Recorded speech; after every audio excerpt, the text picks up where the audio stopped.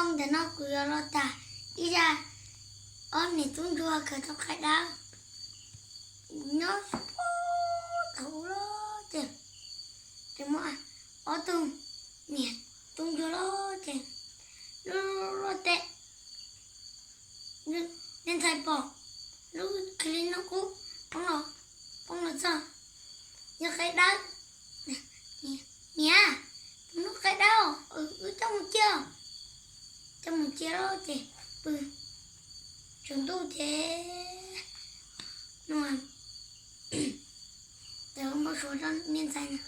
nếu tôi cũng khai đó rồi nè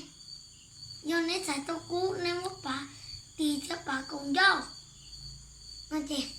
khi nên ta thì nên xài mũ nên nhập mũ trước tao thì bữa ta kịp một cái lo mũ nè bỏ như cũng đâu chuyện đâu hồ chú thôi ya ít chết nhận thì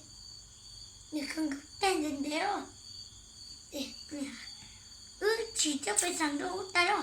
liền tay tôiสั่งcho cô giờ cô của tàu đây tù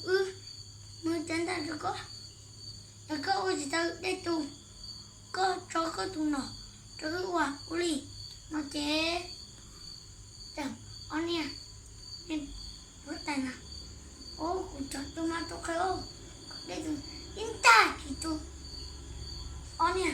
in ta tùng cho đây thì lò lô để dặn nó nè